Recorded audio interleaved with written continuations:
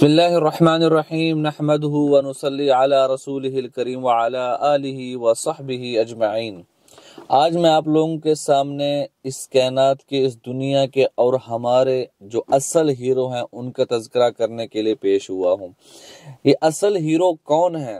ایک تو وہ ہیں جس کو ہمارے سامنے ہیرو بنا کر پیش کیا گیا ہے، جس طرح یہ سوشل میڈیا ہے، جس طرح فیس بک ہے، یوٹیوب ہے، نیٹ فلیکس ہے، ان کے اوپر ہم فلمز دیکھتے ہیں، یا سیاستدان ہے آج کل کے زمانے میں جسے ہم اپنا ہیرو سمجھتے ہیں۔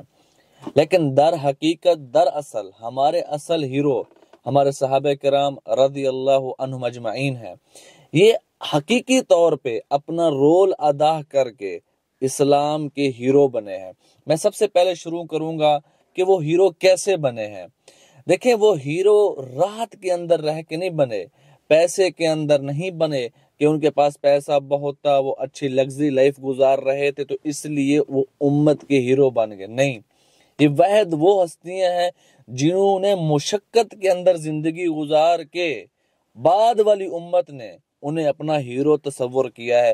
لیکن آج کل یہ زمانہ آ گیا ہے کہ ہمارے نوجوان، میں، آپ اور ہمارا معاشرہ دین اسلام کی تعلیم سے دور ہو گیا ہے، تاریخ کی تعلیم سے دور ہو گیا ہے، تو ان کی سمت بدل چکی ہے، ان کا قبلہ، ان کا ڈائریکشن بدل چکا ہے۔ بجائے صحابہ کرام کو ہیرو سمجھنے کے، وہ آج کل جو آ کے چند فلمیں بناتے ہیں یا آ کے جذباتی بولتے ہیں سیاستدان جیسے، ان کو اپنا آئیڈیل، اپنا ہیرو سمجھ لیتے ہیں۔ نہیں میرے بھائی، ہمارے ہیرو تو وہ ہیں جنہوں نے رسول اللہ صلی اللہ علیہ وسلم کے ساتھ قربانیاں دی، جنہوں نے رسول اللہ صلی اللہ علیہ وسلم کے ساتھ رہ کر بھوک کو برداشت کیا، جنہوں نے اپنا گھر چھوڑا، جنہوں نے اپنی زمینیں چھوڑی، اپنے اولاد کو چھوڑا، بیویاں چھوڑی۔ یہ ہیں اصل ہیرو۔ سعد بن ابی وقاص رضی اللہ تعالیٰ عنہ ایک روایت کرتے ہیں کہ بھوک کا زمانہ تھا، ہم پہ مشقتیں ٹوٹ رہی تھی، تو میں بھوک سے نڈال ہو رہا تھا، پیشاب بیٹھنے کے لیے گیا میدان میں، تو جب میں پیشاب بیٹھ رہا تھا تو مجھے پیروں کے نیچے ایک ایسی کھڑکھڑاہٹ محسوس ہوئی، کوئی ایسی چیز جیسے خشک، جس طرح پتے ہوتے ہیں ان کی آواز نکلتی ہے، اس طرح مجھے محسوس ہوئی۔ تو وہ میں نے اٹھا کے دیکھا کہ چمڑا پڑا ہوا ہے، کہ بھوک سے میں اتنا نڈھال تھا، میں نے وہ چمڑا اٹھایا اور آ کے اس کو ابالا، اور ابال کر اس کو صاف کیا۔ پھر میں نے اس چمڑے کو، پتہ نہیں کتنے دنوں کا پڑا ہوا تھا اور پتہ نہیں کس چیز کا چمڑا تھا، اس چمڑے کو میں نے صاف کر کے اپنی زندگی بچانے کے لیے، زندہ رہنے کے لیے اس چمڑے کا ٹکڑا ایک کھاتا تھا اور ادھر سے میں پانی پیتا تھا۔ یہ ہے ہمارے اصل ہیرو۔ ہمارے اصل ہیرو کون؟ رسول اللہ صلی اللہ علیہ وسلم، جن کی پوری زندگی مشقت میں گزری ہے۔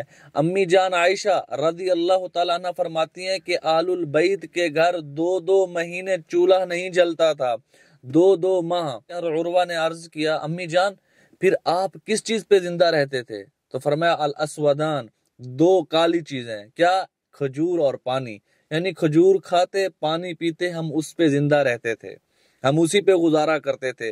جس طرح آج کل کے کچھ نوجوان کہتے ہیں کہ کاش ہم رسول اللہ کے زمانے میں ہوتے تو ہم بڑے کارنامے کرتے۔ تو اسی طرح ایک صحابی کے بیٹے نے کہا کسی صحابی کو کہ اگر ہم رسول اللہ کے زمانے میں ہوتے تو ہم تو رسول اللہ صلی اللہ علیہ وسلم کی ایسی غلامی کرتے کہ آپ سے بھی آگے نکل جاتے۔ تو کہنے لگے، وہ اپنے بیٹے کو جواب دینے لگے کہ بیٹا ایسے دعوے نہ کرو، خندق کی جنگ تھی، خندق کھود رہے تھے، ہمارے پاس کچھ نہیں تھا کھانے کے لیے، خندق کے پار دشمن آئے ہوئے تھے، تو آپ صلی اللہ علیہ وسلم نے اعلان کیا، کون ہے جو دشمن کے لشکر میں جائے اور خبر لے کے آئے؟ تو فرمانے لگے کہ ہم بھوک سے اتنے نڈھال تھے کہ سخت سردی تھی، ہم رسول اللہ صلی اللہ علیہ وسلم کی حکم بجا نہیں لا رہے تھے، اتنی طاقت نہیں تھی ہمارے اندر۔ فرمانے لگے کہ ایک مرتبہ آپ صلی اللہ علیہ وسلم نے ہمیں کسی لشکر میں بھیجا، ہمارے امیر ابو عبیدہ بن جراح رضی اللہ تعالیٰ عنہ تھے، اور انہیں ایک تھیلا دیا کھجوروں کا، یہ زاد راہ کے طور پہ دیا کہ جہاں بھوک لگے استعمال کرو۔ تو ہمارے امیر نے وہ کھجوریں ہمیں تقسیم کر دی۔ پہلے ہم ان کھجوروں کو چوستے رہے، کھاتے نہیں تھے، چوس کے ان کا سارا گودا ہم نے چوس لیا، اوپر سے پانی پی لیتے۔ جب ان کے اوپر تھوڑی سی کھجور بچ گئی تو ہم اس کو صاف کر کے وہ تھوڑا بھی کھا جاتے تھے۔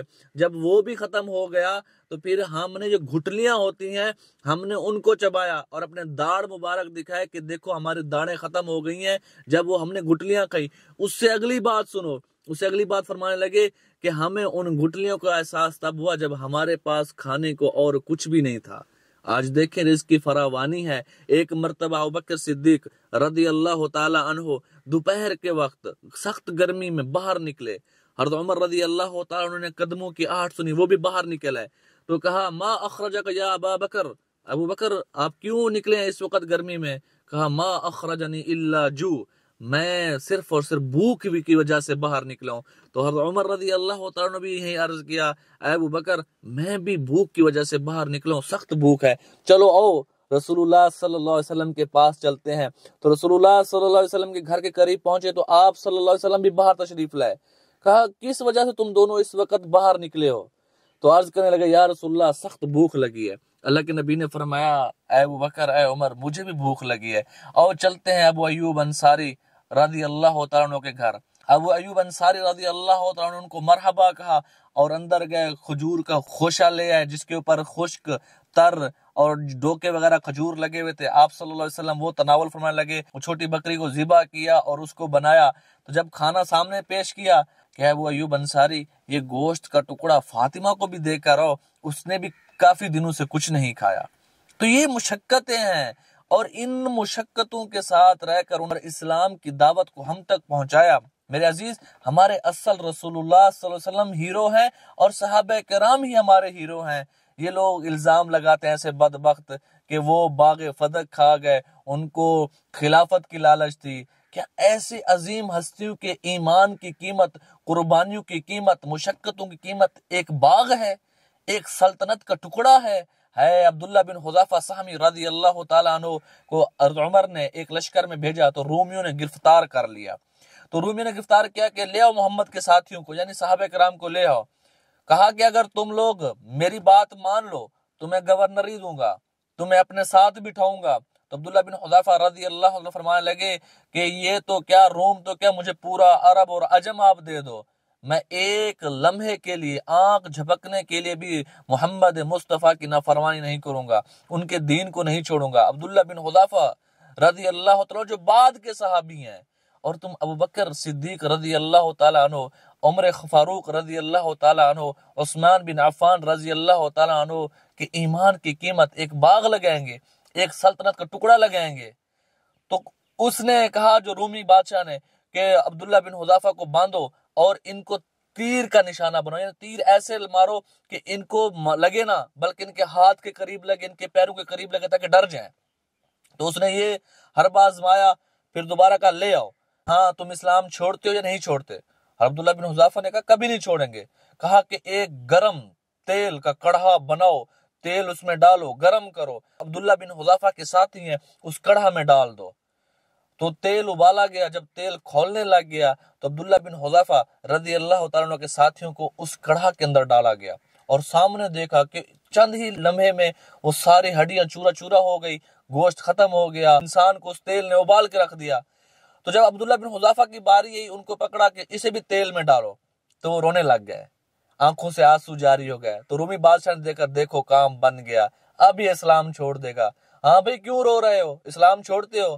کہا نہیں اسلام نہیں چھوڑتا، میں اس لیے رو رہا ہوں کہ میرے جسم میں ایک جان ہے، کاش میرے جسم کے بھی جتنے بال ہیں اتنی میری جانیں ہوتی، اور وہ ساری جانیں میں اللہ کی راہ پہ قربان کر دیتا، اللہ کے نام پہ میں وار دیتا۔ یہ ہے اصل ہیرو۔ اہل البیت کا قصہ سناتا ہوں۔ ایک دن آپ صلی اللہ علیہ وسلم بی بی فاطمہ رضی اللہ تعالی عنہ کے گھر تشریف لائے۔ بی بی فاطمہ سوئی ہوئی ہیں، بیمار ہے، بھوک کی وجہ سے نڈھال ہے۔ کہا میرے بیٹے کدھر ہے؟ امی جان فاطمہ نے عرض کیا کہ یا رسول اللہ وہ حضرت علی ان کو باہر لے گئے ہیں، گھر میں کچھ کھانے کو ہے نہیں، میری طبیعت خراب ہے، وہ بچے روتے اس لیے وہ اپنے ساتھ لے گئے یہودی کے باغ میں۔ تو آپ صلی اللہ علیہ وسلم پیچھے پہ چل پڑے کہ جاؤں پتہ کروں میرے بیٹے کس حالت میں، میرے بچے حسن حسین کس حالت میں ہیں، اور جا کے دیکھا کہ علی کسی باغ میں کام کر رہے ہیں، یہودی کے باغ میں، حسن حسین کنویں کے ساتھ آپس میں کھیل رہے ہیں اور کچھ کھجوریں کھا رہے ہیں۔ تو علی رضی اللہ عنہ نے فرمایا اے علی میرے بچوں کو گھر نہیں لے جاتے، گرمی پڑنے والی ہے۔ کہا یا رسول اللہ میں تھوڑے کھجور جمع کر لوں، فاطمہ پیچھے بھوکی ہے اس لیے تھوڑی اور مزدوری کر رہا ہوں، آپ ہمارے بچوں کے ساتھ بیٹھے جب تک میں تھوڑی مزدوری کر لیتا ہوں، کھجور جمع کر کے واپس چلتے ہیں۔ یہ ہیں اصل ہیرو۔ دیکھیں حضرت علی رضی اللہ تعالیٰ نے پھر محنت کی، تھوڑے اور کھجور لیے، آپ صلی اللہ علیہ وسلم کو کھلائے، خود بھی کھائے، اور واپس آ کر فاطمہ کو بھی دیے۔ تازی روزی روٹی ہے، کس لیے اتنی مشقتیں برداشت کی جا رہی ہیں؟ کس لیے اتنی محنتیں کی جا رہی ہیں؟ کیوں حضرت بکر صدیق رضی اللہ تعالیٰ عنہ اپنا 30,000 40,000 درہم جب ہجرت کر کے آ رہے ہیں، آپ صلی اللہ علیہ وسلم کے ساتھ لے کر آ رہے ہیں اور رسول اللہ کے احکام کے مطابق خرچ کر رہے ہیں، جہاں رسول اللہ کو ضرورت پڑ رہی ہے وہاں خرچ کر رہے ہیں؟ ایسے تو اللہ کے نبی نے نہیں فرمایا ما نفعنی مال احد قط ما نفعنی مال ابی بکر، مجھے آج تک کسی کے مال سے اتنا نفع نہیں ہوا، اتنا فائدہ نہیں ہوا جتنا ابو بکر کے مال نے مجھے فائدہ دیا ہے۔ ایسے تھوڑی فرمایا اللہ کے نبی نے من کنت مولا فعلی مولا، جس کا میں دوست ہوں، جس کا میں بھائی ہوں، جس کا میں سردار ہوں، علی اس کا دوست ہے، بھائی ہے، سردار ہے۔ ایسے نہیں کہا ان ابا بکر و عمر سیدا کہول اہل الجنہ، کہ ابو بکر اور عمر جنت کے بزرگوں کے سردار ہیں۔ میرے بھائی، وہ حقیقت میں انہوں نے اپنے عمل سے رسول اللہ صلی اللہ علیہ وسلم کی غلامی کی، اسلام کی خدمت کی اور ثابت کیا کہ وہ واقعی اسلام کے سچے ہیرو ہیں۔ ابو ہریرہ رضی اللہ تعالیٰ عنہ بھوک کی وجہ سے امی جان عائشہ رضی اللہ تعالیٰ عنہ کے حجرے اور مسجد نبوی کے درمیان میں سوئے رہتے تھے۔ لوگ جب نماز پڑھنے آتے تھے کہتے تھے جنہ ابو ہریرہ تھا، ابو ہریرہ مجنون ہو گیا، اسے مرگی ہو گئی ہے۔ کوئی گردن پہ پیر رکھ دیتا، کوئی ایسے ہاتھوں سے ہلا دیتا۔ ابو ہریرہ فرماتے تھے کہ مجھے بھوک لگی ہوئی ہوتی تھی، وہ لوگ سمجھتے تھے کہ ابو ہریرہ کو مرگی ہو گئی ہے۔ ابو ہریرہ اپنا قصہ ایک بیان فرماتے ہیں کہ انہیں سخت بھوک لگی ہوئی ہے کہ وہ گھر سے باہر نکلے کہ ابو بکر صدیق رضی اللہ عنہ تشریف لا رہے ہیں، ان کے پاس گئے، ایک قرآن کے آیات کا مسئلہ پوچھنے لگ گئے۔ حالانکہ وہ مسئلہ انہیں آتا تھا، لیکن بھوک تھی کہ ہو سکتا ہے ابو بکر صدیق کے گھر میں کچھ ہو، یہ مجھے کہیں گے اور چلو گھر میں کچھ کھا لیتے ہیں، مسئلہ بھی آپس میں ڈسکس کر لیں گے۔ انہوں نے بس جواب دیا لیکن چلے گئے۔ ادھر دوبارہ حضرت عمر بن خطاب رضی اللہ تعالیٰ عنہ تشریف لائے، ان سے بھی وہیں سوال دہرایا کہ ہو سکتا ہے ان کو محسوس ہو جائے ان کے گھر میں کچھ ہو، یہ مجھے لے جائیں اور گھر میں کھانا کھلائیں۔ انہوں نے بھی نہیں لے کے گئے اور جواب دیے، چلے گئے۔ پھر آپ صلی اللہ علیہ وسلم تشریف لائے۔ آپ صلی اللہ علیہ وسلم چہرے پڑھ کر سمجھ لیا کہ میرے بندے کی، میرے غلام کی کیا ضرورت ہے، میری امتی کی کیا ضرورت ہے۔ تو آپ صلی اللہ علیہ وسلم دیکھا وہ ہریرہ ٹھہرے ہیں بالکل مسکین شکل بنا کے، آنکھوں میں آنسو ڈگمگا رہے ہیں۔ تو آپ صلی اللہ علیہ وسلم نے فرمایا ابو ہریرہ آ جاؤ ادھر۔ گھر چلے گئے، گھر جا کے پوچھا کچھ ہے کھانے کو؟ تو گھر نے جواب دیا ایک دودھ کا برتن ہے جس میں دودھ ہے، بھی ہمسائے دے کر گئے، انصار دے کر گئے ہیں۔ تو آپ صلی اللہ علیہ وسلم نے فرمایا کہ جاؤ ابو ہریرہ اہل صفہ کو بلا کے لاؤ۔ اہل صفہ وہ لوگ ہیں جنہوں نے دین سیکھنے کے لیے گھر چھوڑا، عزت چھوڑی، مال چھوڑا، سب کچھ چھوڑ کے رسول اللہ صلی اللہ علیہ وسلم سے دین سیکھنے کے لیے مدینے میں رہتے تھے۔ اور روایات میں آتا ہے کہ ان کی بھوک کی یہ حالت تھی کہ نماز پڑھنے کے دوران پیچھے صفیں گر جاتی تھی بھوک کی وجہ سے۔ تو آپ صلی اللہ علیہ وسلم کے پاس جو مال آتا، ہدیہ آتا، تو اہل صفہ والوں کو بلاتے تھے کہ ہاں پتہ تھا آپ صلی اللہ علیہ وسلم کو ان کے پاس کچھ نہیں ہے۔ تو وہ ہریرہ رضی اللہ تعالیٰ عنہ گئے، اہل صفہ کو لے کر آئے۔ وہ ہریرہ دل میں سوچنے لگے کہ دودھ کا ایک پیالہ ہے، اہل صفہ والے آئیں گے، دودھ کہاں بچے گا؟ لیکن رسول اللہ کا حکم ہے، حکم کی وہ رو گردانی تو نہیں کر سکتے تھے۔ جا کر بلا کر لائے اور ان کو بٹھایا۔ آپ صلی اللہ علیہ وسلم نے فرمایا کہ یہ پیالہ لو اور سب کو پلاؤ۔ وہ پیالہ دیا، اللہ کے نبی کی برکات تھی، معجزہ تھا، وہ سارے اہل صفہ والوں نے دودھ پی لیا۔ اب اللہ کے نبی نے فرمایا بقیت انا وانت ابو ہریرہ، اب میں اور آپ باقی ہیں۔ آپ صلی اللہ علیہ وسلم نے دودھ پیا، پھر ابو ہریرہ رضی اللہ عنہ دودھ دیا کہ تم بھی پی لو۔ دیکھو کتنی مشقتوں سے اس دین کی خدمت ہوئی ہے اور یہ دین ہم تک پہنچا ہے۔ میرے بھائی، میری اور آپ کی ذمہ داری ہے ہم اپنے اصل ہیرو کے بارے میں پڑھیں، ہمارے اصل ہیرو کون ہیں، ہمارے آئیڈیل کون ہیں، اور خدا کے واسطے ایسے فرقے، ایسے لوگوں سے دور رہیں، ان کو سننا بھی گوارا نہ کریں جو اتنی عظیم ہستیوں کے بارے میں پروپیگنڈا کر رہے ہیں۔ کیونکہ دین اسلام کا جو نشر ہے، جو دین اسلام پھیلا ہے، صحابہ کرام ہی راوی ہیں جو رسول اللہ صلی اللہ علیہ وسلم کے سے جو دین لے رہے ہیں، دین کو اخذ کر رہے ہیں، سب سے پہلے راوی صحابہ کرام بنتے ہیں۔ تو دشمن اسلام کی سب سے بڑی کوشش ہے کہ اگر اسلام کے اندر شک کو ڈالنا ہے نا، تو صحابہ کرام کی ذات کو مشکوک کر دو۔ وہ اس کوشش میں لگے ہوئے ہیں۔ تو میں آپ سب نوجوانوں سے، دیکھنے والوں سے یہ گزارش کرتا ہوں، صحابہ کرام جہاں بھی آ جائیں، بس ان کے اوپر عادل ہونے کا فتویٰ ہے۔ ان کی بات، ان کی کلام، ان کا اشارہ وہ سچ ہے، حق ہے، وہ کبھی بھی جھوٹ نہیں بول سکتے۔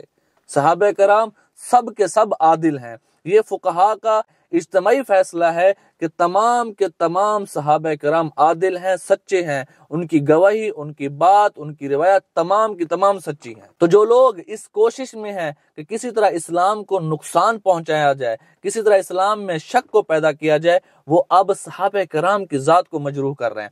انہوں نے شروع کیا تھا علماء سے کہ علماء ایسے ہیں، علماء ویسے ہیں، علماء خراب ہیں، یہ بھکاری ہیں، یہ دین بیچتے ہیں، یہ فتویٰ بھیجتے ہیں۔ انہوں نے شروع علماء سے کیا، پھر امیر معاویہ رضی اللہ تعالیٰ عنہ پہنچے، پھر کرتے کرتے ابوبکر صدیق رضی اللہ تعالیٰ عنہ پہنچے۔